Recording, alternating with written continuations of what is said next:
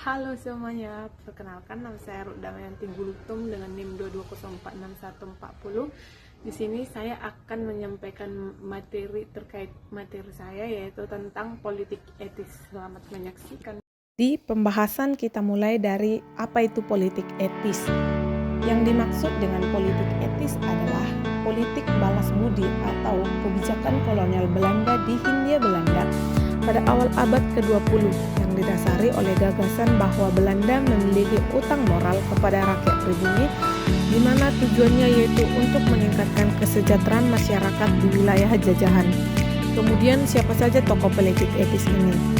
Adapun tokoh dari politik etis tersebut adalah yang pertama Edward de Weizsäcker, di mana ia menulis buku yang berjudul Max Havelaar yang menjelaskan bagaimana masyarakat terhimpit antara kepentingan Belanda sekaligus penguasa lokal yang ingin mempertahankan kekuasaannya. Dia mempersalahkan pemerintah yang harusnya lebih tegas kepada penguasa lokal sekaligus membangun sistem pemerintahan yang berpihak kepada kesejahteraan rakyat. Yang kedua ada Konrad Theodor van de Venter. Ia merupakan ahli hukum Belanda, di mana ia berpendapat bahwa perlu ada perlakuan yang lebih baik di kalangan pribumi Hindia Belanda. Dan pada tahun 1899, Van de Venter menulis ENR Schedule atau hutang kehormatan.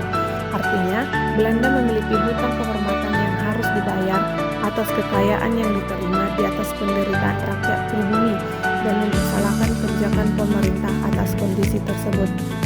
Yang ketiga ada Peter Borsuk, di mana ia merupakan wartawan dan sastra Belanda. Ia mendokumentasikan kesengsaraan warga pribumi Hindia Belanda yang diakibatkan oleh kebijakan tanam paksa dan perkebunan swasta. Meski politik etis berhasil dirumuskan, ia kecewa dengan penyimpangan sehingga ia pulang ke Belanda pada tahun 1904. Selanjutnya kita masuk pada 3 program politik etis.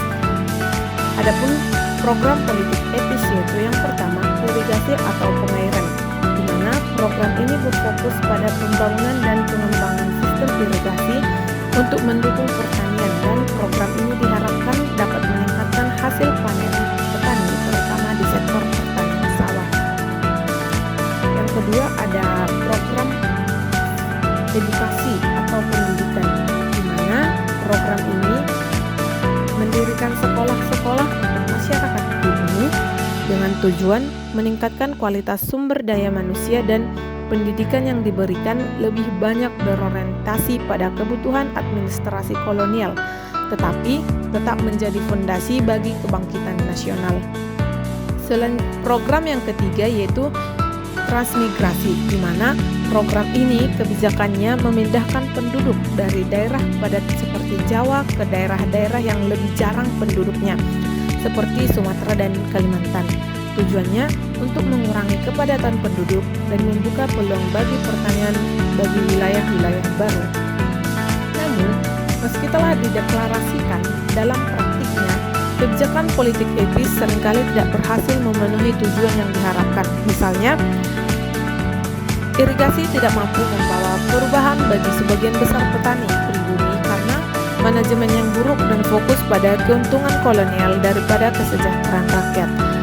Dan hanya sebagian kecil masyarakat mendapatkan akses pendidikan dan diutamakan pada kalangan elit pribumi, serta kurangnya dukungan infrastruktur dan pengawasan sehingga gagal menarik minat penduduk dalam jumlah besar. Selanjutnya ada pun dimensi moral dari politik etis ini, yaitu yang pertama ada tanggung jawab moral, di mana politik etis didasarkan pada kesadaran bahwa eksploitasi sumber daya dan tenaga kerja kolonial harus diimbangi dengan upaya untuk meningkatkan kesejahteraan penduduk pribumi, di mana ini mencerminkan pengakuan akan keadilan sosial meskipun masih dalam kerangka kolonial.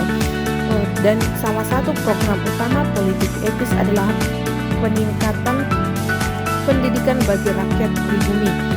Pendidikan dianggap sebagai sarana untuk meningkatkan kualitas hidup dan memberdayakan masyarakat. Dalam hal ini, kebijakan tersebut mencerminkan nilai moral berupa pengakuan terhadap hak manusia untuk berkembang secara intelektual. Demikian pembahasan dari saya.